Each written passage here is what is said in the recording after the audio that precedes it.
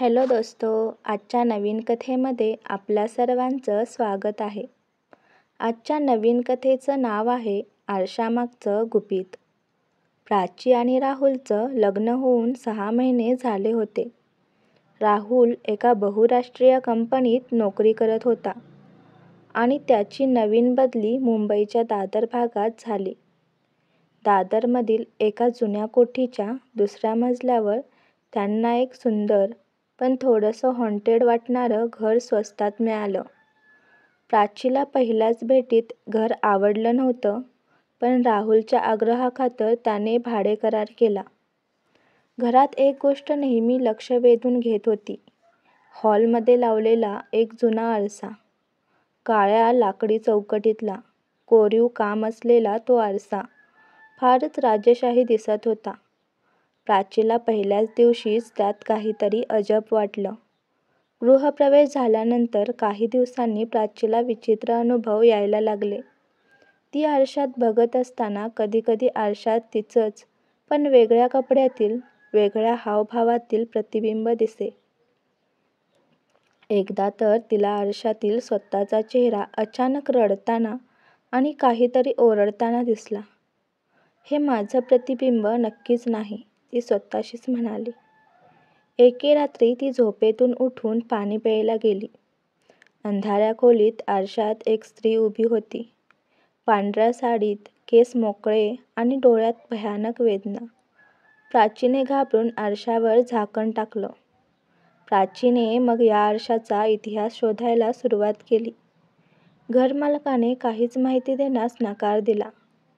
पण शेजाऱ्यांच्या सांगण्यानुसार याच घरात 1980च्या दशकात संध्या नावाची तरुणी विवाहित स्त्री राहत होती.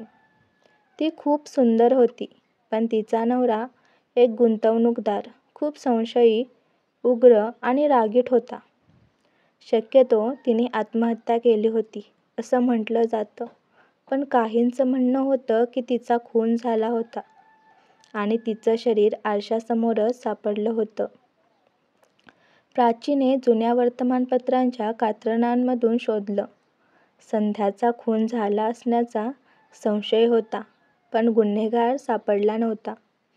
प्राची एके रात्री त्या आरशासमोर दिवा लावून बसली. ती शांतपणे म्हणाली, तू जर इथे असशील तर मला काहीतरी चिन्ह दे. क्षणभरातच दिवा विझला.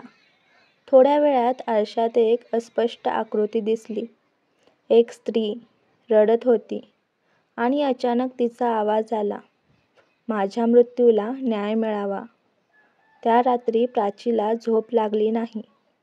तिला सतत असं वाटत होतं की कोणीतरी तिच्या मागे उभं आहे, तिच्याकडे पाहत आहे. प्राचीने पोलीस ठाण्यात तक्रार केली. जुने रेकॉर्ड्स काढले.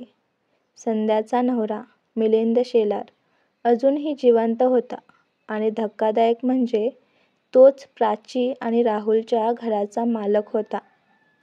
प्राचीने हे राहुलला सांगितलं. दोघांनी पोलिसांना माहिती दिली. संध्याच्या प्रकरणाची पुन्हा चौकशी झाली.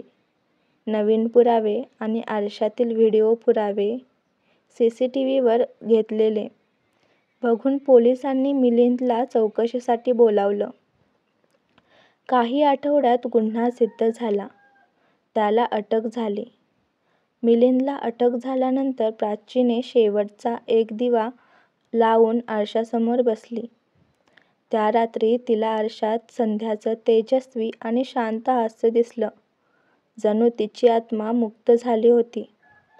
प्राची हळूच म्हणाली, तुझा बदला पूर्ण झाला. आता विश्रांती घे. आणि त्या दिवशीपासून पुन्हा त्या आरशात कधीही कोणतंही विचित्र प्रतिबिंब दिसलं नाही.